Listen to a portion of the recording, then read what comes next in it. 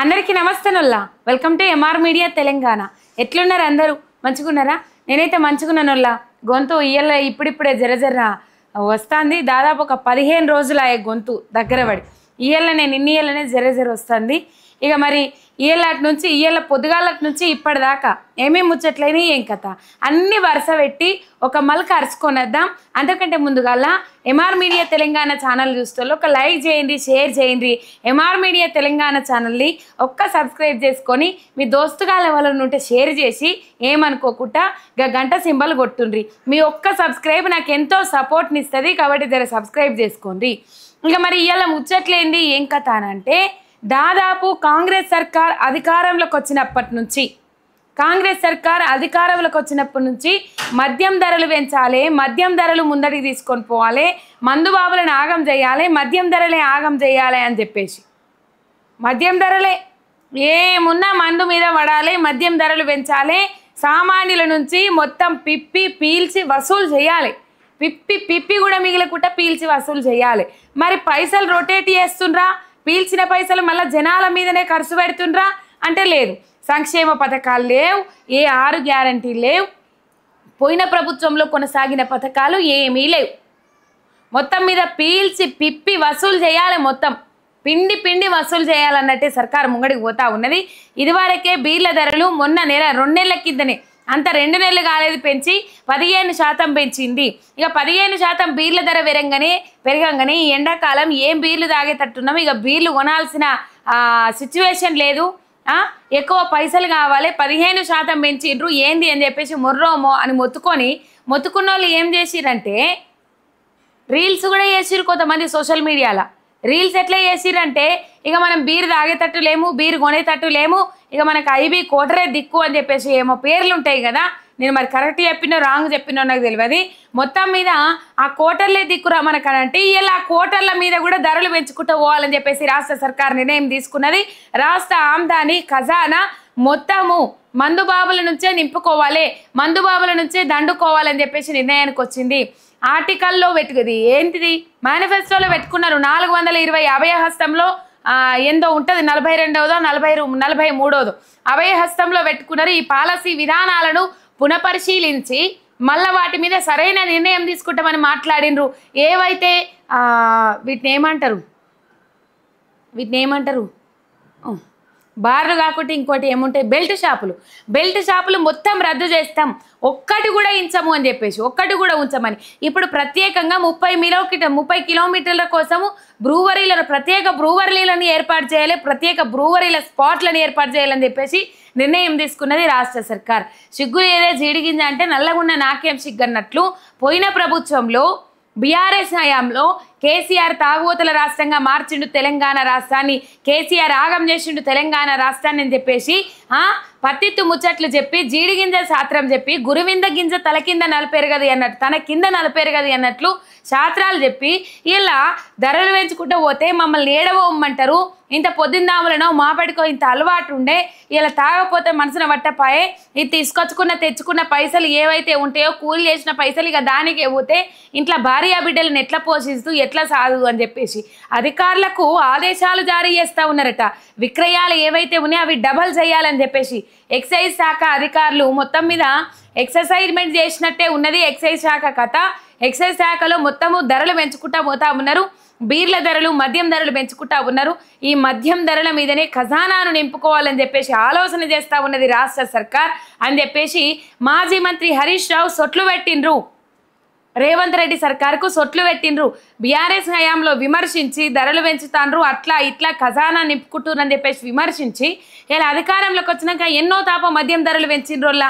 ముందుగాల బీర్ల టెండర్లు రద్దు చేస్తామనిరి, ఇదివరకున్న బీర్లు ఏవైతే ఉన్నాయో వాటిని రద్దు చేస్తామనిరి, అవి రద్దు చేస్తాం ఇవి రద్దు చేస్తామని చెప్పేసి ముంగడికి పోయి ఇలా మొత్తం మీద కొత్త బ్రాండ్లను పరిచయం చేయాలి, ఎందుకంటే వాళ్ళ కాంట్రాక్టర్లు వస్తాయి కాబట్టి కొత్త బ్రాండ్లను పరిచయం చేయాలి, అట్లా ఇట్లా అని చెప్పేసి కొత్త బ్రాండ్లను తీసుకొచ్చి ఇలా పరిచయం చేయాలనే ఆలోచనతోటి అది ఏవైతే కింగ్ ఫిషర్ మధ్యలో గవి బంద్ అయినాయి, చాలా మటుకి చెప్పుకున్నారు. నిజంగా చెప్తున్నా మందుబాబులకి ఇది ఒక షాకింగ్ న్యూస్, బ్రేకింగ్ న్యూస్ అని చెప్పుకోవాలి. మొత్తం మీద మందుబాబులు తాగే మందుల ధరలు పెంచుకుంటూ పోయినరు. బీర్ల ధరలే పెరిగినాయి ఈ వార కంటే 15%, 20%. ఇప్పుడు ఆ లిక్కర్ ఏదైతే ఉన్నదో మద్యం మందు ధరలు కూడా పెంచుతా ఉన్నది రాష్ట్ర సర్కార్. సామాన్యుల మీద గుదిబండ ఎత్తేస్తా ఉన్నది. ఒకవైపు కేంద్ర ప్రభుత్వము సాధారణ ధరల స్థాయి నిరంతరం పెంచుకుంటానే పోతా ఉన్నది. ఉప్పుతోటి 9 అన్ని పెంచుకుంటూ పోయింది. పెట్రోలు, డీజిలు ఏది కావాలని చుట్టే ఉంది. సాధారణ మానవునికి నిత్యావసరాలు ఏవైతే ఉంటాయో ఆ అవసరాల ధరలు ఇప్పటికే బీజేపీ సర్కార్ కేంద్రంలో పెంచుకుంటూ పోయింది. సామాన్యుని నడ్డి విరిచింది. ఇప్పటికీ కాంగ్రెస్ సర్కారు కూడా అదే విధంగా పెంచుకుంటా పోకుండా మరి సామాన్యుల నుంచి వసూలు చేసిన పైసలు ఏం చేస్తుండ్రయ్యా అంటే ఏమీ లేదు, రొటేషన్ లేదు. వాళ్ళ జేబులకు పోతానే వాళ్ళ ఖజానా నింపుకుంటా ఉన్నారు. ఖజానా నింపుకున్న ప్రభుత్వ ఖజానా కాదు, ప్రభుత్వ ఖజానా నిండితే ప్రజలకు అభివృద్ధి ఆటోమేటిక్గా సంక్షేమ పథకాలు అందుతాయి. ఇలా ప్రభుత్వ ఖజానా నింపుతలేరు, వాళ్ళ ఖజానా నింపుకుంటా ఉన్నారని చెప్పేసి అంశాలు తెర మీదకి వస్తూ ఉన్నాయి. ఈ అంశం మీద బీఆర్ఎస్ మాజీ మంత్రి హరీష్ రావు రేవంత్ రెడ్డి సర్కారుకు సొట్లు పెట్టిండ్రు. ఒకసారి ఏమేం మాట్లాడుకొచ్చిండ్రు, ట్విట్టర్ వేదికగా ట్వీట్ చేసిండ్రు, ఏమేం మాట్లాడుకొచ్చిండ్రు, ఏం కథ అనేది ఒకసారి నేను చదివి వినబెడతా. రైట్, బీర్లను బార్లను నమ్ముకొని పాలన కొనసాగిస్తారా? మద్యం అమ్మకాలు పెంచి పాలన అది ఖజానా నింపుకుంటారా? ఎక్సైజ్ ఆదాయంలో తెలంగాణ రైజింగ్ ఇదేనా మీరు చెప్పిన మార్పు రేవంత్ రెడ్డి అని చెప్పేసి సొట్లు పెట్టిండ్రు. రైజింగ్ తెలంగాణ అంటా ఉన్నారు. రైజింగ్ తెలంగాణ అంటే మద్యం ధరలు పెంచడం రైజింగ్ తెలంగాణనా, మద్యం ధరలు పెరగడం రైజింగ్ తెలంగాణనా, 1కి 2 పెంచుకుంటా సామాన్యులు నడ్డి విరవడం రైజింగ్ తెలంగాణనా, ఏది రైజింగ్ తెలంగాణ అని చెప్పేసి ప్రశ్నించిండ్రు. పాలన గాలికి వదిలి సంక్షేమ పథకాలను అటకెక్కించి కాంగ్రెస్ ప్రభుత్వం ఎక్కువగా ఎక్సర్సైజ్ చేస్తున్న డిపార్ట్మెంట్ ఎక్సైజ్ డిపార్ట్మెంట్ ఒక్కటే అని చెప్పేసి ఎక్కువగా పాలన గాలికి వదిలేసి సంక్షేమ పథకాలు పక్కకు వారేసి ఎక్సర్సైజ్ చేస్తున్న అంటే రేవంత్ రెడ్డి సర్కారు ఎక్సర్సైజ్ చేస్తున్న డిపార్ట్మెంట్ ఒకటే ఎక్సైజ్ డిపార్ట్మెంట్ అని చెప్పేసి మాట్లాడిండ్రు. మొత్తం మీద బీఆర్ఎస్ మాజీ మంత్రి హరీష్ రావు మద్యల ధరల పెంపు మీద మాజీ మంత్రి హరీష్ రావు ఫైర్ అయినరు. పాలన గాలికి వదిలేసిండ్రు, వీళ్ళు ధరలు పెంచుకుంటానే పోతా ఉన్నారని చెప్పేసి. ఇక బీఆర్ఎస్ ప్రభుత్వం ఉన్నప్పుడు మద్యంపై రాద్ధాంతం చేసిన వాళ్ళే మద్యం ధరలు పెంచి 1000 కోట్ల రాబడిని సమకూర్చుకోవాలనుకోవడం సిగ్గుచేటు అని చెప్పేసి మండిపడ్డారు.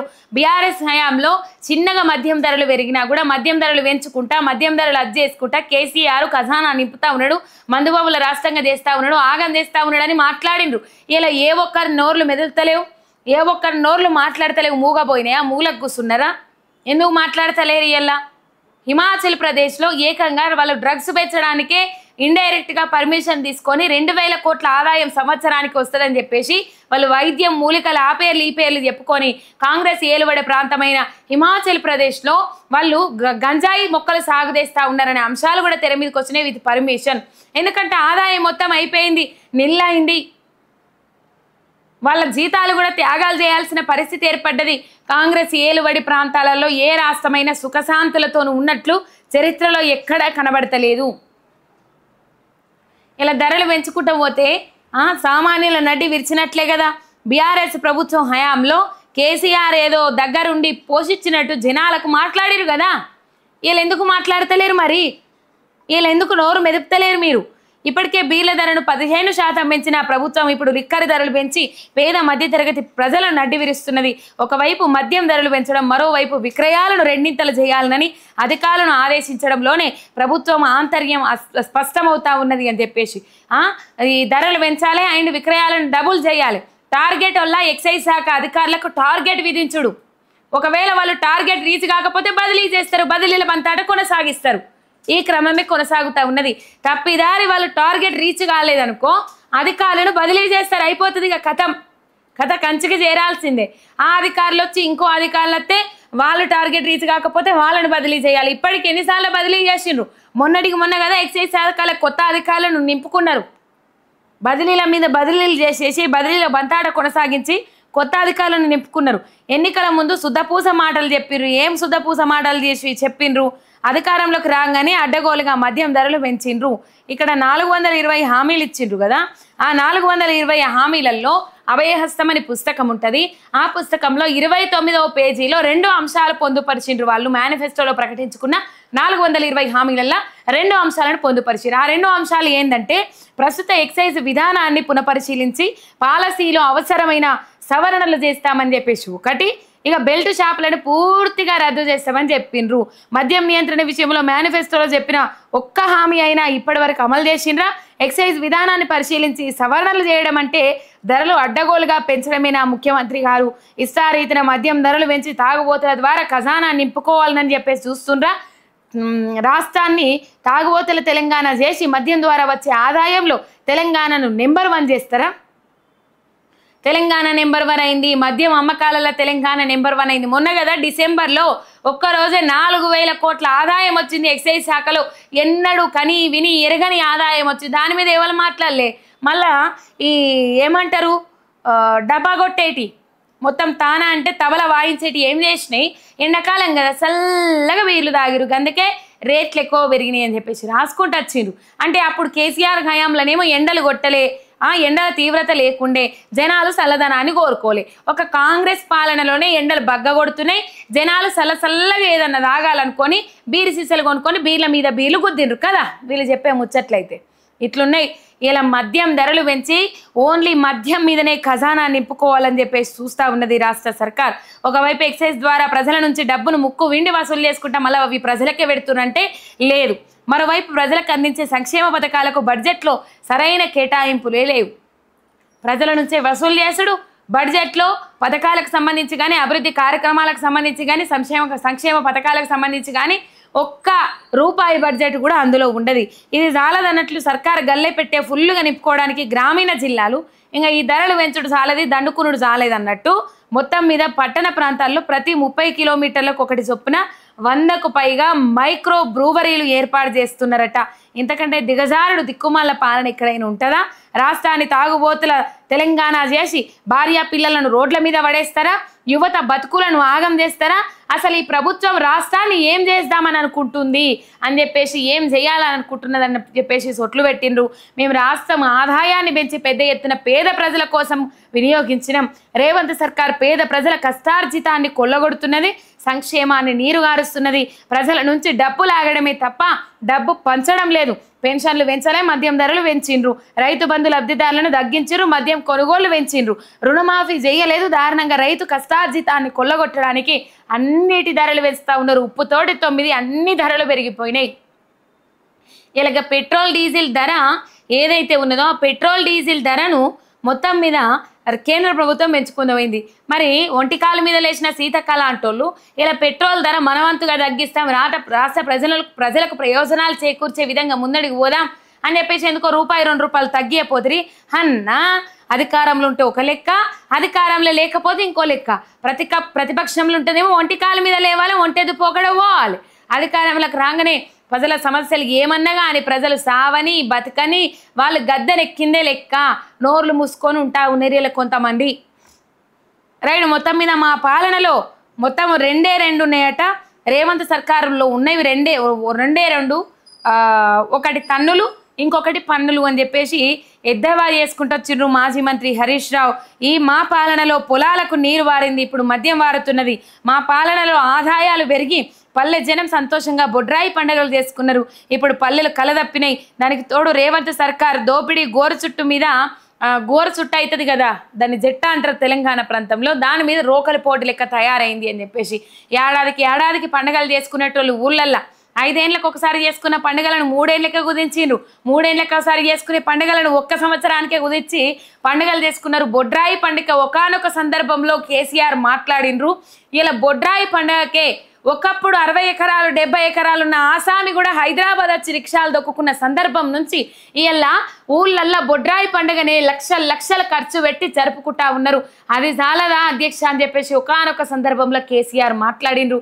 ఇలా ఏ పండుగ చేయాలన్నా ఇబ్బందికరమైన పరిస్థితులు ఎదుర్కొంటా ఉన్నారు. పండుగలు చేయడానికి లేవు, వాళ్ళు తినడానికి తిండికే లేదు అని చెప్పేసి వాపోతా ఉన్నారు. తెలంగాణ పల్లెలల్ల జనం, పట్టణాలల్ల జనం ముక్కు విండి అన్ని వసూలు చేసుకుంటా, అన్ని విధాల అన్ని మోపుకుంటా, అన్ని దోపిడి చేసుకుంటా ఇలా ఏమీ లేవు, ఖజానా నిల్లు ఆగమైంది అని అంటే జనాలు నమ్మే సిచ్యువేషన్ ఉన్నదా రేవంత్ రెడ్డి సార్? ఇక మద్యం ధరల మీద మొత్తం మీద ఆధారపడ్డావు. మందుబాబులు లేంది అన్నలు మీకు చేతులెత్తి నమస్కరించాలనే. ఎందుకంటే ఇలా రాష్ట్ర ఖజానాకు మీరే బలమైపోయిన రేవంత్ రెడ్డి సర్కారుకు. రాష్ట్ర ఖజానా నింపేందుకు మీ పైసలే బంగారం లెక్క అయిపోయినాయి. మీరు మందు కొనకపోతే బాంచను మందుబాబులు మందు కొనుండ్రి, మీ కాలు మొక్కుతాం బాంచను అని చెప్పేసి మొక్కుకుంటారు కావచ్చు, మొత్తుకుంటారు కావచ్చు రేపు కాంగ్రెస్ సర్కారోళ్ళు. మొత్తం మీద బీఆర్ఎస్ మాజీ మంత్రి హరీష్ రావు సొట్లు పెట్టిండ్రు, తీవ్రంగా విమర్శించిండ్రు. ఇలా జనాల పరిస్థితి అధ్వానంగా తయారైంది అని చెప్పేసి ఇలా ఎందుకు మాట్లాడతలేరు, ఎవరు నోర్లు తెరుపుతలేరు, ఎవరు మాట్లాడతలేరు, ఎవరు మాట్లాడిన పాపాన పోతలేరు, ఎందుకు మాట్లాడతలేరు? ఇలా మాట్లాడాలి కదా ఈ అంశాల మీద.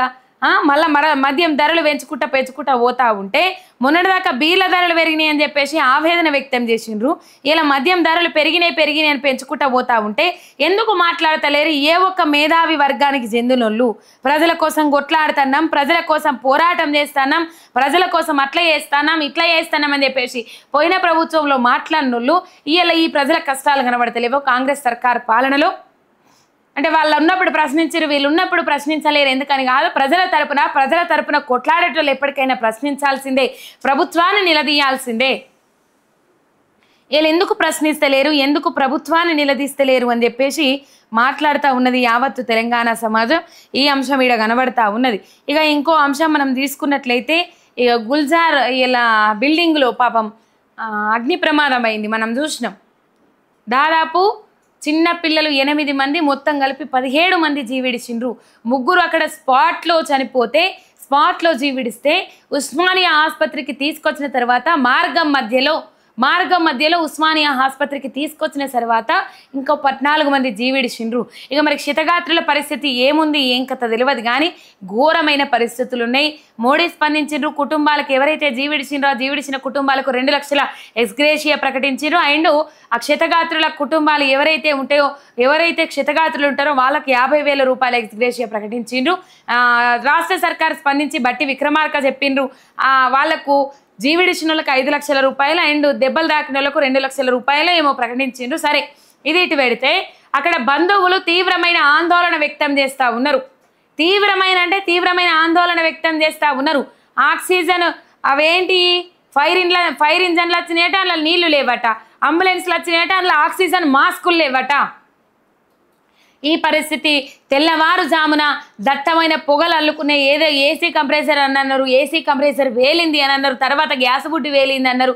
ఈ గ్యాస్ బుడ్డి వేలడం వల్ల మంటలు వ్యాపించి షార్ట్ సర్క్యూట్ అయ్యి మొత్తం మీద ఆ బిల్డింగ్లో మొత్తం దట్టమైన పొగ, ఆ పొగ నుంచి తేరుకునే లోపే ఆ పొగంతా ముక్కులల్లకు పోయింది. పాపం నిజంగా చాలా బాధ అనిపించింది. సంవత్సరం పిల్లలు ఉన్నారు, 4 సంవత్సరాల పిల్లలు ఉన్నారు, 5 సంవత్సరాల పిల్లలు ఉన్నారు. గుండె తరుక్కుపోయిందో ఆ ఘటన చూస్తే ఎంత నరకం అనుభవించుంటారు వాళ్ళు. చాలా బాధ అనిపించింది. ఫ్యూచర్లో ఇట్లాంటి ఘటనలు జరగకుండా చూసుకుంటామని అన్నారు కానీ ఏమో ఘోరమైన పరిస్థితులు, అగ్ని ప్రమాదాలు ఎక్కువగా పెరిగిపోయినాయి. ఇక మళ్ళీ అది జరిగిన గంటల వ్యవధిలోనే ఇంకొక జాగాలో కూడా అగ్ని ప్రమాదం జరిగింది. 57 మందిని సురక్షితంగా కాపాడినరు రెస్క్యూ టీం. కాపాడిన చోట కాపాడినని చెప్తారు. ఇక మరి అప్పుడు ఏమైంది, అంబులెన్సులు టయానికి రావలేమని చెప్పేసి అక్కడ పోయిన కాంగ్రెస్ ఎంపీ మేయర్ గద్వాల విజయలక్ష్మి మీద అక్కడ వాళ్ళు కుటుంబ సభ్యులు ఎవరైతే ఉంటారో మీ నిర్లక్ష్యం వల్ల, ఈ ప్రభుత్వ నిర్లక్ష్యం వల్ల ఇలా మా 16 మంది కుటుంబ సభ్యులను కోల్పోయినామని చెప్పేసి ఆవేదన వ్యక్తం చేసిండ్రు. ఉస్మానియా ఆసుపత్రి ఆవరణలో ప్రభుత్వం మీద తిరుగుబాటు లేవనెత్తిండ్రు అక్కడున్న కుటుంబాలు ఎవరైతే ఉంటారో. ఇలా అంబులెన్సులు టయానికి వచ్చినుంటే మా కుటుంబ సభ్యులు ఇలా బతికేటోళ్ళు అని చెప్పేసి వాళ్ళ అరణ్య రోదన అని చెప్పుకోవాలి. ఏమైందో ఏం కథనో తెలియదులా. మొత్తం మీద ఈ షార్ట్ సర్క్యూట్ అయ్యడం వల్ల అయిందా లేకపోతే ఇంకేమన్నా కారణాలు ఉన్నాయో దీని మీద విచారణ చేపట్టాల్సిన అవసరం ఉన్నది. ముఖ్యమంత్రి రేవంత్ రెడ్డి అయితే బాగా బిజీ, అందరూ పోయిండ్రు కానీ రేవంత్ రెడ్డి సార్ బిజీ. అక్కడ పొన్నం ప్రభాకర్ తోని తెలుసుకున్నాడట వివరాలు.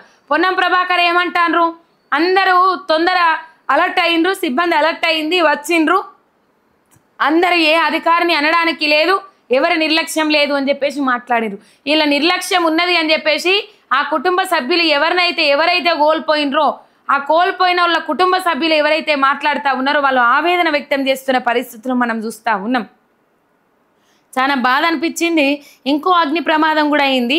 ఇక ఈ అగ్ని ప్రమాదం గురించి చెప్పుకున్నాక ఇంకో అగ్ని ప్రమాదం గురించి గుల్జర్ హౌస్లో దాదాపు 17 మంది, అందులో 8 మంది చిన్నారులలో ఏం తెలియని అభం శుభం తెలియని పిల్లలు, 1 ఏండ్లు 2 ఏండ్లు 3 ఏండ్లు 3 ఏండ్లు 4 ఏండ్లు 4 ఏండ్లు 4 ఏండ్లు 7 ఏండ్లు చిన్న చిన్న పిల్లలు. సరే ఎవరిదైనా ప్రాణమే కానీ అభం శుభం తెలియని అమాయక పిల్లలు కూడా ఉన్నారు.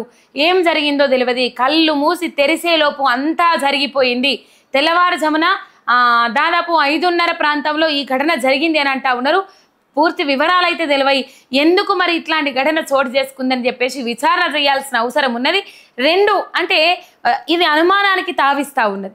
ఏంటంటే ఒకటే రోజు అగ్ని ప్రమాదం జరిగిన ఇంకో కొద్ది 3-4 గంటల వ్యవధిలోనే ఇంకో అగ్ని ప్రమాదం జరిగింది. అది పెద్ద బిల్డింగులని 53 మందిని సురక్షితంగా పట్టుకొని వచ్చారు. అందులో కూడా చిన్నపిల్లలు ఉన్నారు. ఏం జరుగుతుంది అనేది ఇక్కడ అనుమానం వస్తూ ఉన్నది. కాకపోతే ఇక్కడ నిర్లక్ష్యం ఉట్టిపడినట్టు కనబడతా ఉన్నది అని చెప్పేసి ఆ బంధువులు ఎవరైతే ఉంటారో, ఆ కుటుంబ సభ్యులు ఎవరైతే ఉంటారో గద్వాల విజయలక్ష్మి అండ్ ఎంపీ మీద తిరుగుబాట్లు ఏమనెత్తిరో ఒకసారి నేను ఆ వీడియో మీకు చూపెడతా. ఏమంది తిర్రు, ఏం కథ, వాళ్ళని ఏ విధంగా అడ్డుకున్నారు అనేది నేను ఆ వీడియో చూపెడతా. ఉస్మానియా ఆసుపత్రి వద్ద GHMC mayor Gadwal Vijayalakshmi Congress MP Anil Kumar Yadav మీద తిరగబడ్డ మృతుల బంధువులు అంబులెన్స్ టయానికి వస్తే మా కుటుంబ సభ్యులు బతికేటోళ్ళు, అంబులెన్స్లో కనీసం ఆక్సిజన్ మాస్క్ లేదు, నేను రేవంత్ రెడ్డికి ఓటు వేసి గెలిపించిన పాపానికి బుద్ధి వచ్చింది, మా ఇంట్లో 16 మంది చనిపోయారు, మృతుల కుటుంబ సభ్యుల రోదన అని చెప్పేసి ఇక్కడ చూస్తా ఉన్నాం. ఇగో ఆయన మాట్లాడుతూ ఉన్నాడు. अग्नि का वो जलाने का भी है, कोई चीज नहीं है।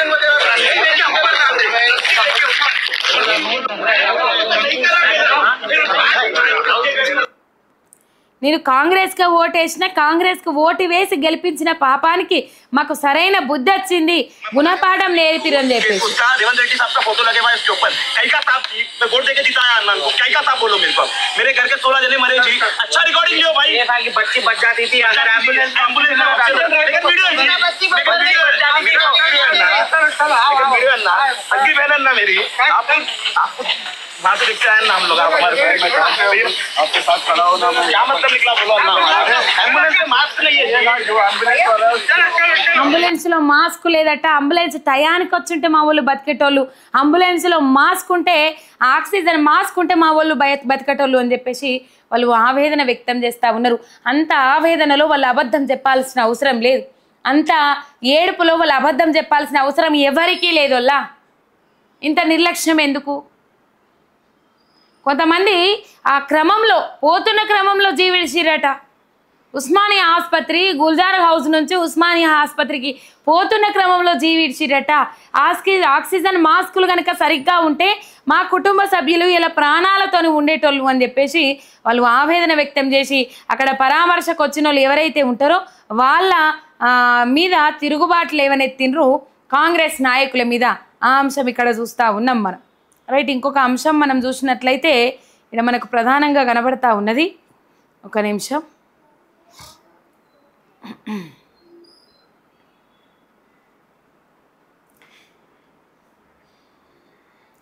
రైట్, విజయనగరంలో ద్వారపూడి గ్రామంలో కారు లాకుపడ్డదట. నుల్లా ఆ కారు లాకుపడిన సమయంలో 4 చిన్నారులు కారులోనే ఇరుక్కొని పోయారు. ఈ మధ్యలో ఇట్లాంటి ఘటనలు ఎక్కువ చూస్తూ ఉన్నాం. ఎందుకు మరి నిర్లక్ష్యం ఎక్కడున్నది? కారులో వదిలిపెట్టి తల్లిదండ్రులు వదిలిపెట్టాడైనా పిల్లలని మీ పనుల మీద మీరు పడ్డరు కానీ ఇలా 4 ప్రాణాలు పోయినాయి, 4 చిన్నపిల్లల ప్రాణాలు పోయినాయి. వాళ్ళకి తెలియదు, వాళ్ళు పోతారు లాక్లు వేసుకుంటారు. అయినా ఇయ్యాల రేపు పిల్లలు ఇనకుంటా తయారైనరు, అది వేరు ముచ్చట. కానీ జర ఇనకుంటా తయారైన వాళ్ళను ఒక కంట కనిపెట్టుకొని ఉండాలి. ఇట్లా జరుగుతుందని ఎవరేం కలగనరు, ఎవరేం వాళ్ళ పిల్లలను వాళ్ళు చేతులారా పొడగొట్టుకోవాలని ఎవరు చూడరు. కానీ నిర్లక్ష్యం వహిస్తే ఇగో నిమిషాల వ్యవధిలో ఇట్లా ప్రాణాలు పోతాయి. విజయనగరం ద్వారపూడి గ్రామంలో కారు లాకై 4 చిన్నారులు ఊపిరాడక మృతి అని చెప్పేసి ఇక్కడ వార్త చూస్తూ ఉన్నాం. ఇక హైదరాబాద్లో మరీ భారీ అగ్ని ప్రమాదం, 53 మందిని రక్షించిన ఫైర్ సిబ్బంది. మైలార్దేవుపల్లిలో భారీ అగ్ని ప్రమాదం, 3 అంతస్తుల భవనంలో ఒక్కసారిగా చెలరేగిన మంటలు అని చెప్పేసి. ఈ ఎండలు ఉన్నాయి, దానికి తోడు ఎండలకు తగ్గట్టుగా ఘోరంగా ఏదన్నా చిన్నగా వేడయ్యే కార్యక్రమం అక్కడ కనబడితే, వేడయ్యే పరిస్థితి అక్కడ కనబడితే మంటలు చెలరేగుతూ ఉన్నాయి. ఓటి దానికి ఒకటి మొత్తం మీద ఇట్లా మంటలు చెలరేగి ఆగం చేస్తూ ఉన్నాయి. రైట్, ఇక అమరుడు కానిస్టేబుల్ కిష్టయ్య కుటుంబానికి కేసీఆర్ భరోసానిచ్చారు. అప్పుడు భరోసా ఇచ్చిండ్రు. ఆ ఇచ్చిన భరోసా నిమిత్తం అప్పటి నుంచి ఇప్పటిదాకా నిలబెట్టుకుంటా వస్తానే ఉన్నారు. ఇక కిస్తయ్య కూతురు వైద్య విద్య కోసం ఆర్థిక సహాయం అందజేసిండ్రు.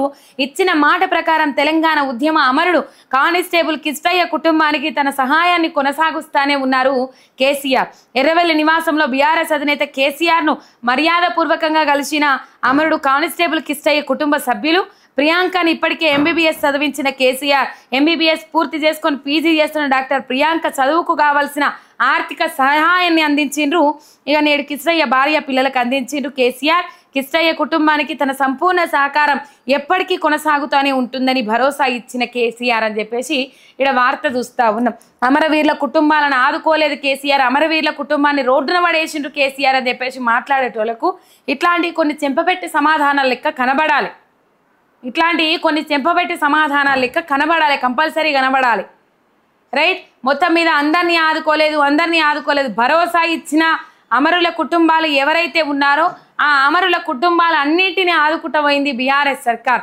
ఇలా మొత్తం మీద కాంగ్రెస్ సర్కార్ ఏ విధంగా ఆదుకుంటా ఉన్నది అమరుల కుటుంబాలను, ఏ విధంగా అడ్జేస్తా ఉన్నది అమరుల కుటుంబాలకు ఏమైనా కనబడుతుందా? అమరుల కుటుంబాలను ఆదుకున్నట్టు ఎక్కడన్నా కనబడుతుందా? అధికారంలోకి రాకముందు ఏం చెప్పిండ్రు? అమరుల కుటుంబాలను గౌరవించుకుంటాం అట్లా ఇట్లా అని చెప్పిండ్రు కదా. మొన్న కదా సాకలి ఐలమ్మ మనవడు 10 సార్లు 20 సార్లు తిరిగినా మెరుగైన వైద్యం కోసం 10 సార్లు 20 సార్లు తిరిగినా కూడా పట్టించుకున్న పాపాన పోలేదట. మెరుగైన వైద్య సేవల కోసం, మెరుగైన వైద్య సేవలకు కావాల్సిన ఆర్థిక సహాయం కోసం పలుమార్లు తిరిగినా పట్టించుకోలే. ఆఖరికి సాకలి ఐలమ్మ మనవడు జీవిడిచిను మనం చూసినాం.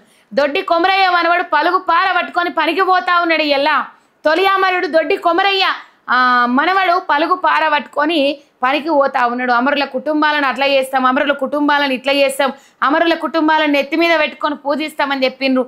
ఉద్యమకారుల కుటుంబాలకు, ఉద్యమకారులకు 200 చదరపు గజాల జాగా ఇస్తామని అన్నారు. మేనిఫెస్టోలో ప్రకటించుకున్నారు. ఇలా ఏమీ లేదు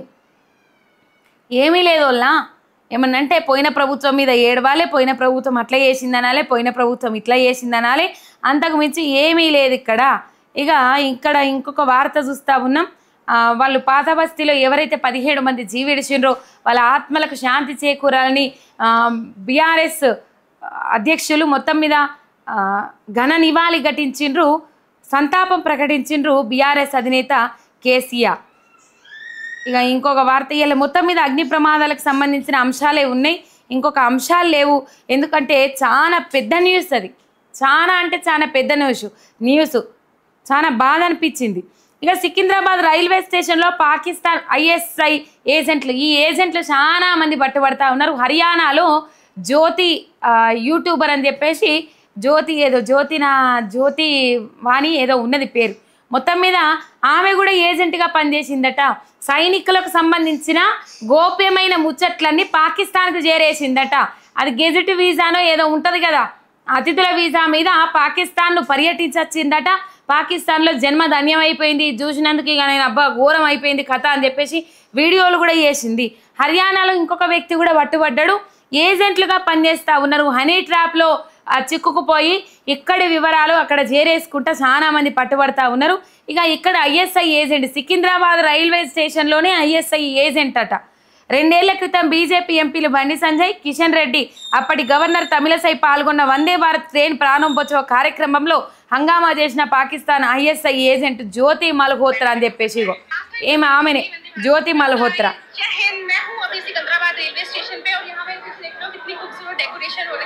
వందే భారత్ ఎక్స్ప్రెస్ ప్రారంభించిండ్రు కదా అప్పుడు 2 ఏళ్ల కింద. అప్పుడు మొత్తం మీద ఏమంటది హంగామా చేసిండ్రు. రైట్. హర్యానాలో పాక్ ఐఎస్ఐ ఏజెంట్గా పనిచేస్తున్న యూట్యూబర్ జ్యోతిరాని అరెస్టు, జ్యోతితో పాటు మరో 6 అరెస్ట్ చేసిరు నిన్న అని చెప్పిన కదా. అది గాలికి కొట్టుకుపోయిన 30 కోట్లు. సరస్వతి పుష్కరాల ఏర్పాట్లలో కాంగ్రెస్ ప్రభుత్వ వైఫల్యం. సరస్వతి పుష్కరాల ఏర్పాట్ల కోసం 33 కోట్లలో తాత్కాలిక షామియానాలు, చలువ పందిర్లు, మరుగుదొడ్లు, బట్టలు మార్చుకునే స్థలాల కోసం చేసిన ఏర్పాటు. నిన్న కురిసిన గాలివానకు నేలకు ఒరిగిపోయిన షామియానాలు, పందిర్లు అని చెప్పేసి ఇట్లా అయిపోయింది దాని కథ. పుష్కరాలలో 33 కోట్ల రూపాయలతోని ఏర్పాటు చేసిండ్రు సరస్వతి పుష్కరాల కథ ఇది. చూడండి, 33 కోట్ల రూపాయలు ఒక్క గాలికి ఎగిరిపోయి 33 కోట్ల రూపాయలు ఒక్క గాలికి ఎగిరిపోయినాయి, అన్నీ ఎగిరిపోయినాయి. ఇట్లుంటుంది. ఇప్పుడు చెప్పాలి, కుక్క ఏమంటారు, పనిగల్ల మేస్త్రి పందిరేస్తే కుక్కతోక తాకి కూలిపోయింది అన్నట్లు మీరు వాడిన సామెతనే రేవంత్ రెడ్డి సార్, మీరు వాడిన సామెతనే. ఈ పందిర్లు ఎవరేసిండ్రు, ఇలా ఏ కుక్క వచ్చి తాకిచ్చింది తోక? 33 కోట్ల రూపాయలు కదా. వాతావరణ శాఖ చెప్తానే ఉన్నది కదా, వానలు ఉన్నాయి, గాలి వానలు ఉన్నాయి, దుమారం వానలు ఉన్నాయి అని చెప్పేసి. గాయంత మాత్రం గట్టిగా ఉండే పనులు చేయాల్సిన అవసరం లేదా? 33 కోట్ల రూపాయలు పుష్కరాలు అయిపోయినాయా? పోనీ సరస్వతి పుష్కరాలు అయిపోయినాయా? మీరు కట్టుకున్న కటౌట్లను ఉన్నాయా? పోనీ సరస్వతీదేవి కటౌట్ను కాళ్ళ దగ్గర పెట్టుకొని కట్టుకున్న కటౌట్లన్నీ మిగిలిపోయినాయా? మరి లేవా? అవి కూడా పోతే మళ్ళీ అవి కట్టిస్తారు కానీ ఇవి కట్టియరు. అయిపోయినాయా సరస్వతి పుష్కరాళ్ళు? 33 కోట్ల రూపాయలు. అక్కడ వసతులు లేవు, కనీస సౌలతులు లేవని చెప్పేసి పోయిన భక్తులు ఆవేదన వ్యక్తం చేస్తూ ఉన్నారు. మట్టి రోడ్డు, ముండ్ల రోడ్డు, తాగడానికి నీళ్లు కూడా లేవు, బట్టలు మార్చుకోవడానికి సరైన వసతులు లేవు, సదుపాయాలు లేవు, ఆ స్నానం చేయడానికి సరిగ్గా నీళ్లు లేవని చెప్పేసి అందరూ వ్యతిరేకత చూపెట్టేటోళ్ళే. ఎక్కడన్నా ఒక్కలన్నా మంచిగా చేసిండు రేవంత్ రెడ్డి ఈసారి ఏర్పాట్లు అని చెప్పేసి చెప్పిండ్రా ఎవరన్నా? ఎక్కడా చెప్పలే.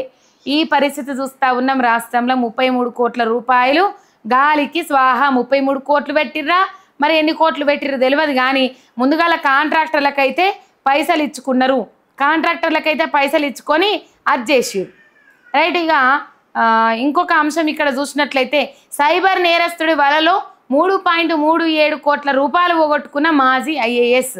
స్టాక్ మార్కెట్లో భారీ లాభాలంటూ ఆశ చూపి మోసం. సారు చదువుకున్నోళ్ళు, ఐఏఎస్ కొలువులు చేసిన వాళ్ళు, ఐపీఎస్ కొలువులు చేసిన వాళ్ళు, డాక్టర్ కొలువులు చేసిన వాళ్ళు మీరే గిట్లా భారీ మోసాలలో చిక్కుకుంటే సామాన్యుల పరిస్థితి ఏంది? గిట్లా వస్తాయి, గిట్లా కాల్స్ వస్తాయి, గిట్లా సైబర్ మోసగాళ్ళు కాల్స్ చేస్తారని చెప్పేసి ప్రజలకు అవగాహన కార్యక్రమాలు పెట్టాల్సిన మీరే సైబర్ నేరగాళ్ళ, సైబర్ మోసగాళ్ళ చేతుల్లో మోసపోతే ఇంకా సామాన్య ప్రజలకు ఏం రక్షణ ఉన్నది చెప్పుండ్రి? ఎన్ని ఒకటా రెండా? 2.37 కోట్లు, 2,37 కోట్లు, 2,37,00,000 రూపాయలు పోడగొట్టుకున్నాడట మాజీ ఐఏఎస్ ఆఫీసర్ అట. మళ్ళా ఈయన మాజీ ఐఏఎస్ ఆఫీసర్. ఉమ్మడి రాష్ట్రంలో ప్రిన్సిపల్ సెక్రటరీ హోదాలో పనిచేసి హైదరాబాద్లో సోమాజిగూడలో నివాసం ఉంటున్న మాజీ ఐఏఎస్ కొన్ని నెలల క్రితం ఆయన సెల్ ఫోన్కు ట్రేడింగ్ ప్లాట్ఫామ్ పేరిట లింకు రావడంతో ట్రేడింగ్ ఆసక్తి చూపించిన తాను కంపెనీ చీఫ్ ఇన్వెస్ట్మెంట్ ఆఫీసర్ అంటూ పేరిట ఫోన్లో పరిచయం చేసుకున్న అర్జున్ మెహతా తాము రూపొందించిన కృత్రిమ మీద ఆధారిత పరిజ్ఞానంతో మ్యూచువల్ ఫండ్స్, ఐపీఓల్లో పెట్టుబడులు పెడితే లిస్టింగ్ సమయంలో 120 నుంచి 160% వరకు లాభాలు వస్తాయని చెప్పేసి మొత్తం మీద ఆశ చూపెట్టిండ్రు. ఇక ఆశపడ్డ నోట్ల మట్టి కొట్టినట్టు ఆ పెట్టిన పైసలని మంచిగా లాగిండ్రు. ఇక దీంతో నమ్మిన మాజీ ఐఏఎస్ అధికారికి రోజు ఉదయం, మధ్యాహ్నం, రాత్రి వేళల్లో వాట్సాప్ వీడియో కాల్ చేస్తూ షేర్ మార్కెట్ తీరుపై సలహాలు ఇస్తూ నమ్మకం కలిగించిన సైబర్ నేరస్తుడు. మంచి ఏమంటారు, మంచి ప్లాన్ మీదనే ఉన్నాడు. ఈ మొత్తం పెట్టుబడికి 22.35 కోట్ల లాభం వచ్చిందని మాజీ ఐఏఎస్కు వర్చువల్ ఖాతాలో చూపించగా తీరా ఆ సొమ్మును విత్డ్రా చేసుకునేందుకు మాజీ ఐఏఎస్ ప్రయత్నించగా సాధ్యం కాకపోవడంతో మోసపోయానని గ్రహించిన టీజీసీఎస్బీలో ఫిర్యాదు చేసిన మాజీ ఐఏఎస్ మొత్తం మీద 3.7 కోట్లు, 3,37,00,000 రూపాయలను మోసపోయిండు. చూడుర్రి సైబర్ నేరగాళ్ళు, దొంగబడివేగాళ్ళు ఎట్లా అదైపోయినరో. ఇక ఇక్కడ ప్రపంచ సుందరీమణులకు ప్రభుత్వ పథకాలను డ్రోన్ షో ద్వారా చూపెట్టిండ్రుల్లా. ఇగో ఆ డ్రోన్ షో ఇదే, ప్రభుత్వ పథకాలను డ్రోన్ షో ద్వారా చూపెట్టిరు. ఇక ఇవే రేవంత్ అన్న సన్నబియ్యం, రైతే రాజు, రాజీవ్ ఆరోగ్యశ్రీ. ఇక చెప్తా, రైతును రాజు ఏడా చేసిండ్రు. సన్నబియ్యం మన దాంట్లో వస్తున్నాయి, పబ్లిక్ బైక్లు ఇప్పటికి కూడా నడుస్తూ ఉన్నాయి చూడండి.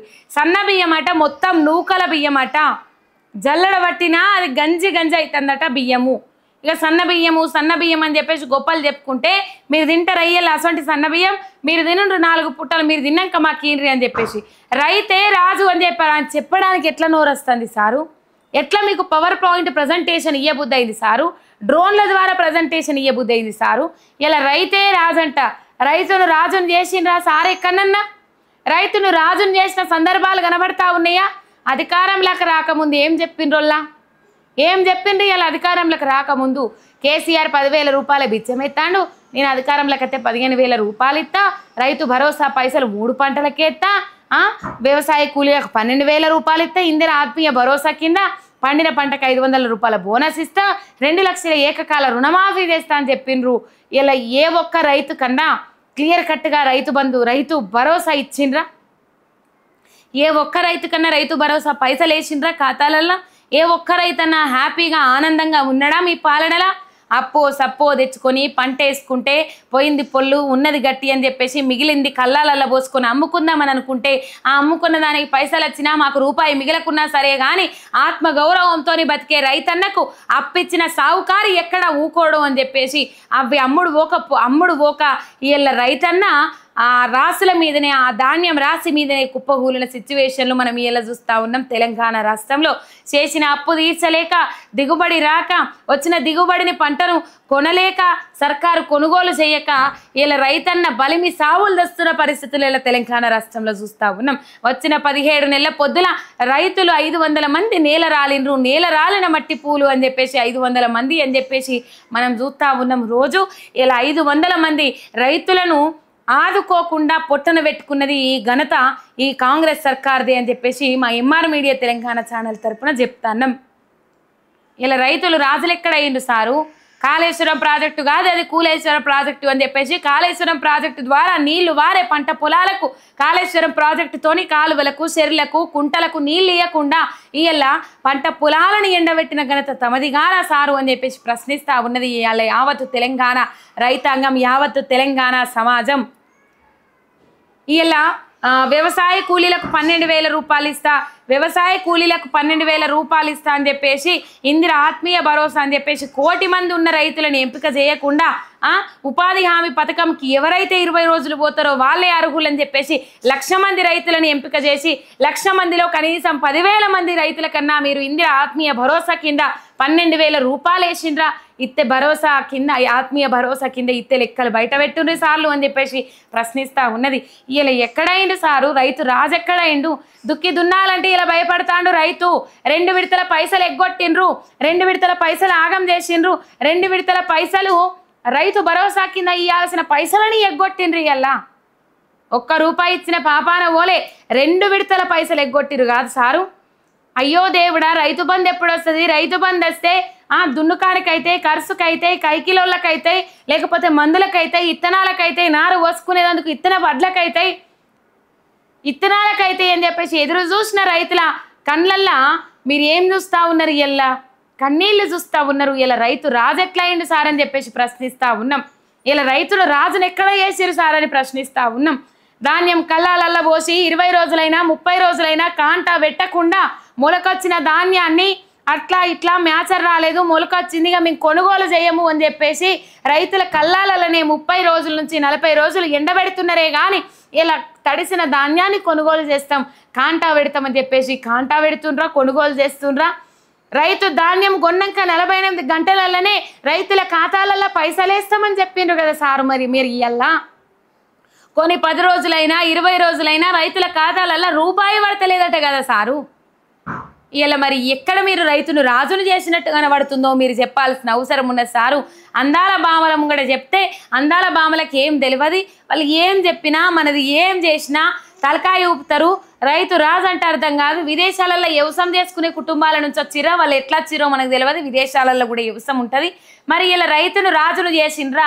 రుణమాఫీ 2 లక్షల ఏకకాల రుణమాఫీ చేస్తా అని చెప్పేసి ఇలా 20,000 కోట్లు కాదు 40,000 కోట్లు రుణమాఫీ చేయాల్సింది ఉండగా బ్యాంకులు సూచించిన 40,000 కోట్లు అయితే వీళ్ళు 30,000 కోట్లకు అంచనా వేసుకొని బడ్జెట్లో 26,000 కోట్లు పెట్టుకొని 6,000 కోట్లు ఎటు పక్కుదో పట్టినాయి తప్పుదో పట్టినాయి తెలియదు. 20,000 కోట్లు కూడా రైతులకు సక్రమంగా వీళ్ళ రుణమాఫీ చేసిన దాఖలాలు ఎక్కడా లేవు. 2 లక్షల మీద ఉన్న రైతులు ఎవరైతే ఉంటారో వాళ్ళు కట్టుండ్రి. ఇలా బ్యాంకులల్లా కట్టినాక 5 నిమిషాలలోనే మీకు రైతు రుణమాఫీ అవుతుందని చెప్తే 2 లక్షల మీద 50,000 ఉండని 60,000 ఉండని 1,00,000 రూపాయలు ఉండని కట్టి రైతులు ఎదురు చూస్తూ ఉన్నారు కదా సారు. ఇక మరి ఆ రైతులకు రుణమాఫీ చేసి రైతులను రాజును చేసినవా? ఎత్త రైతును రాజును చేసినవి ఎల్లా. రైతు ఇన్ని విధాలుగా నష్టపోతా ఉన్నాడు. ఒకవైపు కల్తీ విత్తనాలతో ఆగమైతా ఉన్నారు రైతులు. కల్తీ విత్తనాల మాఫియా తయారైంది. కల్తీ విత్తనాలతో ఆగం చేస్తూ ఉన్నారు. రైతన్నలు ఆత్మహత్యలు చేసుకుంటా ఉన్నారు. ఆ కల్తీ విత్తనాలు తీసుకొని కల్తీ ఎరువులు తీసుకొని పని చేయక పంట పెట్టుబడి రాక అది అందక ఆగమవుతున్నారు అని చెప్పేసి వ్యవసాయ శాఖ నుంచే విడుదల చేసిండ్రు, ఒక గెజెట్ విడుదల చేసిండ్రు అని అంటే ఏ మేరకు కల్తీ విత్తనాల దంద మొదలైందో మనకు అర్థమైతలేదా? రాజీవ్ ఆరోగ్యశ్రీ కింద నిధులు లేవంటారు, నిధులు విడుదల చేస్తలేరట. రాజీవ్ ఆరోగ్యశ్రీ కింద అసలే నిధులు విడుదల చేస్తలేరట. ఇక 5 లక్షల నుంచి 10 లక్షలు పెంచినామన్నారు. ఆ 10 లక్షలు ఎవరికి పెంచిర్రు? మరి అత్తనే రావ కూడా ఇక తెలంగాణ సమాజం తెలంగాణ చెప్పాల్సిన అవసరం ఉన్నది. రైట్, ఇది ప్రధానంగా కనబడతా ఉన్నది. రైతే రాజటనుల్లా ఎక్కడ రైతు రాజుని చేసిండ్రు? ఇది మీకు కనబడుతుందా? డ్రోన్లతోని ప్రొజెక్టర్లతోని రైతే రాజు అని చెప్పేసి ఇక్కడ పెట్టుకున్నారు. ఇది రైతే రాజు అని పెట్టుకున్నారు. మరి రైతు రాజు ఎట్లయిండు తెలియదు. ఇక మొత్తం మీద వాళ్ళకు డ్రోన్ షో ద్వారా చూపించిండ్రు, పథకాలు చూపించిండ్రు, అటకెక్కించిన పథకాలని పక్కకు పెట్టిండ్రు. వీటిని ఎట్లా కొనసాగిస్తలేరు. ఇక మేము అట్లా చేసినాం, మేము ఇట్లా చేస్తున్నాం అని చెప్పేసి ఇక్కడ కనబడతా ఉన్నది ప్రధానంగా మనకు. ఇవి చూస్తూ ఉన్నాం. ఇంకా కొన్ని అంశాలు చూద్దాం మనం. రైట్, మొత్తం మీద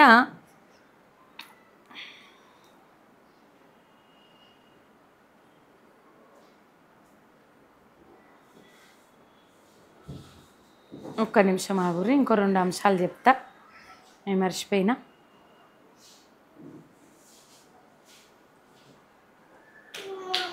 రైట్, ఈ అంశాలు ఇక్కడ కనబడతా ఉన్నాయి. రేపటి అంశాలతో మళ్ళీ కలుసుకుందాం. అంతవరకు మీరు చూస్తూనే ఉండరు మీ ఎంఆర్ మీడియా తెలంగాణ శనార్థి. చూసేటోళ్ళందరూ ఒక లైక్ కొట్టుది, షేర్ కొట్టుది, ఎంఆర్ మీడియా తెలంగాణ ఛానల్ని సబ్స్క్రైబ్ చేసుకోండి.